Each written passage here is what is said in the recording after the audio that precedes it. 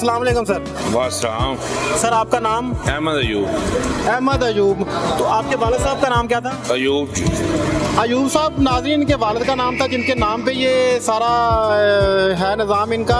और आपकी कितनी शॉप है यहाँ पे कसूर में? हमारी दो ही है, एक ये एक सामने है बस। एक ये और एक सामने है एक। और जो वहाँ पे शबाज रोड के ऊपर है वो भाई है वो लहदा, उसने लहदा अपनी दुकान डाली हुई है। लहदा दुकान डाली।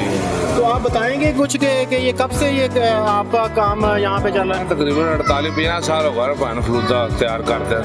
पहले वाले साहब करते सी, फौत हो गए हूँ असी कर रहे हैं, अब बच्चे कर रहे हैं। बस एवं कर रहे निज़ाम कुदरत निज़ाम चल रहा है बस, शुक्र अल्लाह पाक। हाथ पान बड़े खराब हुए पान, बहुत खराब रहे। पैक करके दे दिया 2-3 महीने हो गए बस, पैक करके दे दिया।